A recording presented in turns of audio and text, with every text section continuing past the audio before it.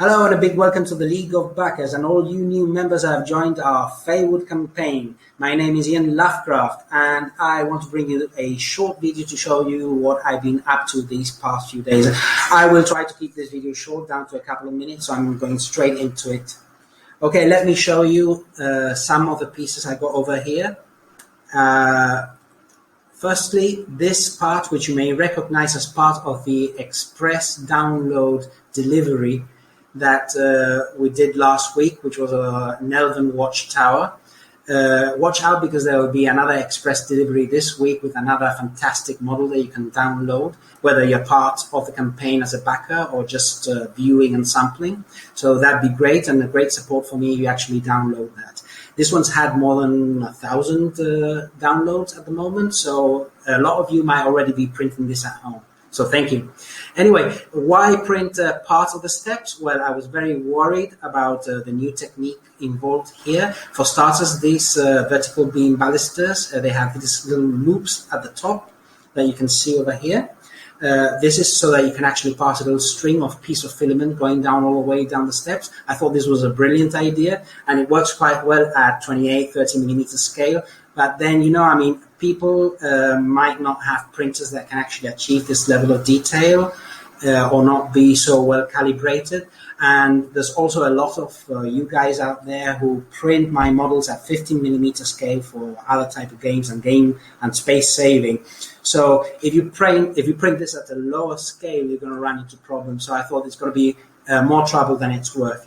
By going to the main feature here, which is the steps, and how the actual base, this is a store-bought 25 millimeter base, which is shared by this 32 millimeter miniature of my, this one's from Gladiator project, this Celtic warrior, female warrior. Okay, so many people ask me how do you actually design all of this so that there is interaction between the models and the terrain piece as well. Basically, these are the test prints that I actually produced to be able to verify that. And a lot of people might say, well, these steps look a bit narrow, so you won't be able to fit a 25 millimeter step into that. But basically, I will show you. There you go. See? It actually tight fits in. I won't move it too much just in case it falls off. It's a painted mini. One of the few. So this is the second step, and that really hugs the base, so that there's a certain amount of tolerance there. You might actually want to print this a little bit larger, just in case. But if you print at the delivery size, it should actually hug onto the base, and you will see that the model can actually interact and go up the steps. So you can use this for role-playing games, skirmish games, or whatever, And I think it's a very nice feature, and it's built upon the fact that the front of the base goes into the front of the step cavity that you can see underneath there, you see? So this is part of the pieces I print to be able to confirm and validate that my models will actually work when I actually deliver them to my client. So I'm trying to eliminate the grief when it comes to printing, and also increase the fun factor behind actually having it on the tabletop and being able to interact with the piece. Okay, quickly going now, because we're running out of time, quickly going on to this piece. Wham, there, yeah, excellent. There you can see all that nice wood grain happening there, and obviously you don't get distracted by all the supports, but then again, that is part of what I want to show you here. If you just cut all those nubs off, this is the supported version.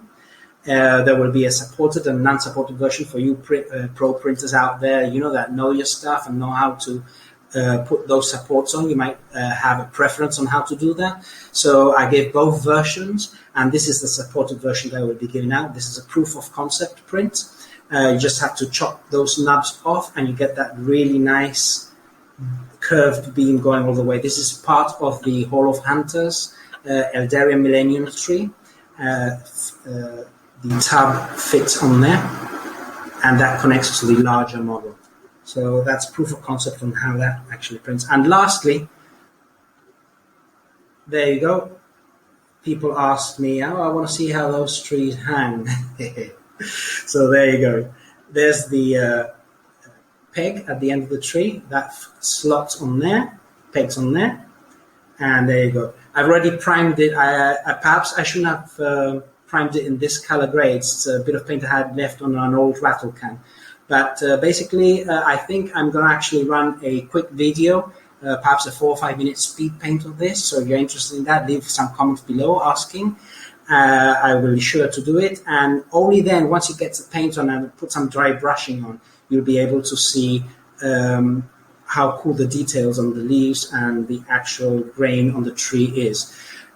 Basically, this is the resin size, which is pretty okay to use in games and stuff. It's a small tree, but resin size will obviously be this size, and then there'll be a version for FDM which you can print twice or 3 times as large. So moving on then, so if you want a quick paint version of that, I'd be very happy to be forthcoming. I wanted to show you all these pieces to involve you in the design process that I go through before I actually deliver all these pieces to my backers. Trying to remove the grief from the process is very important because it brings out the enjoyment in the hobby, which is what we're all after. So I'll be putting this up on my Mini Factory update section, but I will be sharing with my YouTube channel. So all the usual, please like, please subscribe. If you're interested in more videos like this or other types of videos, just leave some comments below. I really like answering your comments, and just give me a bit of time and I'll be on there.